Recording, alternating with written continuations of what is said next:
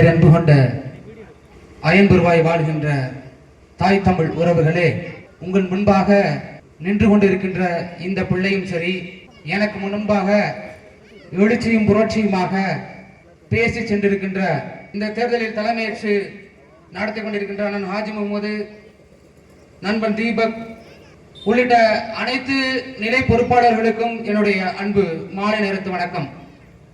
அறிவார்ந்த பெற்றோர்களே, அன்பு சொந்தங்களே, நீங்கள் எத்தனையோ கூட்டங்களை பார்த்திருக்க தோணும். ஆனால் என் அன்பு தம்பி ஐயப்பன், என் அன்பு தம்பி குணசேகர், என் அன்பு தம்பி நாகராஜ், சுப்பையா இவர்களை போன்ற பிள்ளைகள் இன்றைய நாளில் இதே விடுமுறை நாள் என்று ரம்ஜான் என்ற விடுமுறை நாளில் தன்னுடைய விடலை பருவத்தில் கடலை போட்டுக்கொண்டு ஆங்காங்கே கஞ்சாவை குடித்துக் கொண்டு கிடக்கின்ற மோதையில் மதி கிடக்கின்ற அதே வேளையில் தான் பிறந்த இனத்திற்காக இந்த மொழியையும் நாட்டையும் மண்ணையும் மக்களையும் காக்க வேண்டும் என்ற இலக்கை முன்னிறுத்தி நான் சத்தியமே மறு உருவமாக இருக்கக்கூடிய பிரபாகரன் பிள்ளையாக சொல்கிறேன். இந்த அயன்புருவாயில் வீற்றிருக்கின்ற முத்துமாரியம்மன் கோவிலே எங்களுடைய கூட்டம் தொடக்கம். அந்த கூட்டத்தின் வாயிலாக அருகாமையில் இருக்கக்கூடிய பள்ளியில விழுகிற வாக்கு அது எங்களை நிச்சயமாக இந்த சட்டமன்ற தேர்தலிலே சட்டமன்ற உறுப்பினராக மாற்றுவதே எங்களுடைய எரிய இலக்கு என்பதை நீங்கள் உள்வாக்கிக் கொள்ள வேண்டும். ஏதோ 50 பேர் நிற்கிறான், 100 பேர் நிற்கிறான்.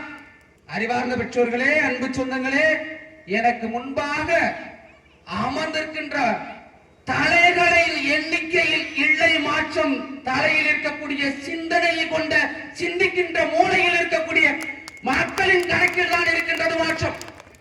அந்த வகையில் எனக்கு முன்பாக இருக்கின்ற ஒவ்வொருவரும் மாற்றத்தை விரும்பி இந்த மண்ணுக்காகவும் மக்களுக்காகவும் நிலவளம், நீர்வளம், கனிம வளம், நீங்கள் வாக்கு செலுத்துவதற்கு முன்பாக எதற்காக வாக்கு செலுத்த வேண்டும்?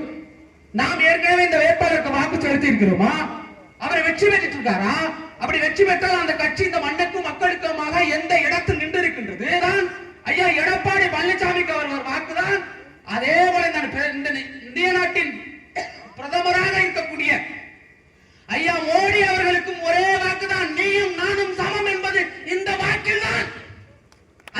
அதற்கு பெயர் தான் ஜனநாயகம். வெற்றிவிடுகிறீர்கள் அன்பு பெற்றோர்களே, சத்தியமாக வெற்றிவிடுகிறீர்கள்.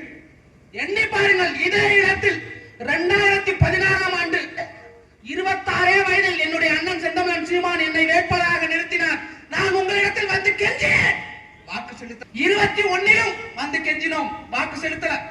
தற்போது எங்கள் அண்ணன் சீமான் 26லும் என்னை வேட்பாளராக நிறுத்தியிருக்கிறார்.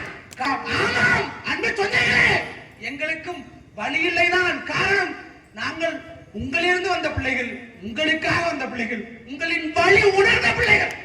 நான் வேணா துண்டை எடுத்து வச்சுட்டு கீழே வரேன், உனக்கு எனக்கு வித்தியாசமே இருக்காது. நீ நானும் ஒரே மாதிரி இருப்பேன். ஆனா ஐயா இங்க நிற்கக்கூடிய ஏடிஎம்கே வேட்பாளர் பல பலன் வருவாங்க. எங்களுக்கு வழி இல்லைதான். ஆனால் இதே முத்துமாரியம்மன் மீது சத்தியமாக சொல்கிறேன், உங்களுக்கும் எங்களை விட்டால் வழி இல்லை என்ற நிலைமை நீங்கள் உணர்ந்து கொள்ள வேண்டும். ஏப்பா வெளிப்படையா சொல்றேன், எனக்கு நேரம் இல்லை. நான் வேட்பாளர் வழக்கு இலக்க போட்டு விட்டுருவாங்க. ஏதாவது பேசினா சரியான ஆன்மகடா இருந்தா, வரலாற்றை படிச்சிருந்தா, இந்த மண்ணின் மீது, மக்களின் மீது, மொழியின் மீது அக்கறை இருந்தா, என் தம்பி சொன்ன மாதிரிதான் எந்த வேட்பாளர் சரி ஏடிஎம்கே அறிவிக்க ஒரு வேட்பாளர் வர சொல்லு, திமுகவோ இல்ல திமுக கூட்டணிய வர சொல்லு. போதும் போதும் எதுக்கு கட்சி ஆரம்பிச்சனே தெரியாம சுத்திட்டு தர்றானுங்க. அவன் எம்எல்ஏ நான் அறிவிப்பே வரல, வாக்கு எடுத்து தர்றான், அவனும் வர சொல்லு. ஐயா எடப்பாடி அடையாளப்படுத்துற வேட்பாளரா இல்ல கூத்தாடி விஜய் அடையாளப்படுத்துற வேட்பாளரா பிரபாகரன் சீமானின் தம்பிட்டாங்களாம். என்னை போராடி வென்றட்டும், என்னிடம் வாதாடி வெல்லட்டும், நானும் சேர்த்து அவருக்கு வாக்கு செலுத்துறேன். கட்சியவே கலாச்சாரம் என்ன தகுதி, எதற்காக தேர்தலுக்கு வர்றாங்க? காசு, பணம், துட்டு சாமிச்சிட்டு போயிட்டாரு. அவர் மனசுல என்ன நடப்பார் நினைச்சு பாரு. இந்த மணப்பாறை எவ்வளவு பெரிய மண், மொழிப்போரை கண்ட மண், எவ்வளவு போராட்டங்கள். உலகத்தில் மணப்பாறை சொன்னா உடனே தெரியக்கூடிய அளவுக்கு முறுக்கு இருக்கு, மாட்டு சந்தை இருக்கு. ஆனா அப்பேற்பட்ட இந்த தொகுதிக்குட்பட்ட மக்கள் 200 ரூபாய்க்கு வாக்கு செலுத்துறாங்க. என்ன தகுதி இருக்கிறது அறிவார்ந்த பெருமக்களே? அதை கேட்கக்கூடிய தகுதி எங்களுக்கு இருக்கிறது.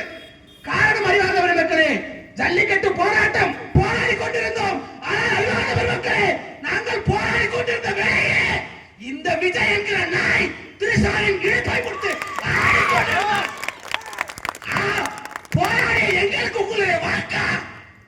நடிகையின் இடுப்பை பிடித்து ஆடிக்கொண்டிருந்த விஜய்க்கு உங்கள் வாக்கா எண்ணி பாருங்கள். கொண்டு விஜய் வச்சு மாத்திருவோம். பெத்த பிள்ளைய பார்க்காதவன், தான் பெத்த பிள்ளைய தான் கட்ட பொண்டாடிய பார்க்காதவன், தன்னோட தாய் தான் போன பார்க்காதவன் எப்ப அவங்கள பார்ப்பான்? எப்படி பாப்பா? அப்ப எங்க போய் என் தமிழ் சமூகத்தை மாற்ற நடத்துகிறார்? இந்த தமிழ் சமூகம் எங்கடா? இதெல்லாம் பாத்துக்க. இங்க பாரு, ஏதாவது ஒரு 500 ரூபாய் கொடுத்துருக்காரு விஜய். 500 ரூபாய். நாங்க 5க்கும் 10க்கும் 5ஐயும் 10ஐயும் பிச்சை எடுத்து அங்கங்க சேர்த்து இந்த நேரத்துல எவ்வளவு பிரச்சனை வந்துச்சு? ஒட்டி புயல், தானே புயல், கஜா புயல், வரதா புயல், ஒவ்வொரு பிரச்சனை ஒவ்வொரு புயல் வர்றப்போ நாங்க போய் மக்கள்கிட்ட நின்றுட்டே இருந்தோம். 3வது முறை உன்ட்ட வந்து கேட்கிறேன், முத்துமாரியம்மன் சத்தியமா சொல்றேன், என் தந்தை இந்த கூட்டத்தில் இருக்காரு, என் தந்தை மீது சத்தியமா, என் தாய் மீது சத்தியமா, 10 வருஷம் தவம் இருந்து பெற்றிருக்கேன் ஒரு பிள்ளை. என் மகன் மீது சத்தியமா சொல்றேன், என்னைய சட்டமன்றத்துக்கு நீ அனுப்புனீனா ₹1 என்ன கணக்க நான் சொல்லுவேன். அது மட்டும் இல்ல, சர்டிபிகேட் அதுக்கப்புறம் இருக்கு கச்சேரி. ஒரு முறை நீ வாக்க மட்டும் மறந்துடாம ஒரு முறை செலுத்துற மட்டும் எல்லாத்தையும் சொல்லு. இந்த பஞ்ச பராரிய சீமானின் தம்பியே வந்தாங்கடா, நாங்க என்னதான் பண்றது சொல்லு, ஒரு தடவை பார்த்து போட்டு காசு இல்லை எங்கள்ட்ட கொடுக்கறதுக்கு, இல்லாட்டி கொடுத்துருவோம். அந்த நிலைமைக்கு வந்து தள்ளிட்டாங்க. உறுதியாக நான் என்னுடைய குரல் அங்க ஒலிக்கும். நான் வென்று வந்தால் பொன்னநேர் அணையின் மூலமாக தண்ணீர் மேம்படுத்தப்படும். நான் வென்று வந்தால் மாட்டு சந்தை மேம்படுத்தப்படும். நான் வென்று வந்தால் இங்க இருக்கக்கூடிய தண்ணீர் பிரச்சனை, இந்த டேங்க் இருக்குல்ல, அந்த இவ்வளவு நாள் ஒரு இடிஞ்சு கிடைக்குது, அந்த பிரச்சனையை நான் மாத்துவேன். அதே மாதிரி நான் வென்று வந்தால் இங்க பக்கத்துல இருக்க பெண்கள் பள்ளிக்கும் ஆண்கள் மேல்நிலை பள்ளிக்கும் ஒரு கழிப்பிட வசதி கூட தெருவில் அடிக்குது என் குழந்தைங்க. இல்ல இங்கே ஒரு இடத்துல போட்டு அரசே கொள்முதல் பண்ணி அந்த பச்சை மிளகாய் வாங்கி நான் மாற்றத்தை ஏற்படுத்தி அதுக்கான தொழிற்சாலையை கொண்டு வந்தேன். நான் வென்று வந்தால் இங்க இருக்கக்கூடிய மலர்களை வாங்கி இங்கே வாசனை திரவிய தொழிற்சாலையை கொண்டு வருவேன். நான் வென்று வந்தால் மாட்டு சந்தையில் சிறந்த மாடுகளாக வைக்கக்கூடிய மாடுகளுக்கு பரிசு கொடுத்து இங்க இருக்கக்கூடிய மாடுபிடி வீரர்கள் ஜல்லிக்கட்டு காளை, சிறந்த காளையை நாங்களே கூட பிறக்காத அண்ணன் நான்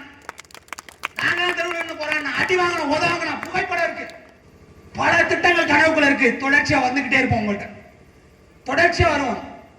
நான் வென்று வந்தா என்னென்ன செய்வோம் தொடர்ச்சியா உங்கள்ட்ட காணொலியா பரப்பிட்டே இருப்பேன். ஒரு வாய்ப்பு கொடுங்க. இல்லையா என்னை விட நல்லா பேசுறதுக்கு என்னப்பா நீ பேசிட்டா உனக்கு எல்லாமே தகுதி வந்துருமா? அறிவார்ந்த பெருமக்களே, தத்துவத்தை ஏற்றுக்கொண்ட நாட்டில் ஒரு நல்ல தலைவனுக்கு முதல் அடிப்படை தகுதி என்பது தன் மக்களின் பிரச்சனையை அப்படியே எடுத்து வைக்கணும். நல்ல பேச்சுதான் ஒருத்தனுக்கான முதல் தகுதி.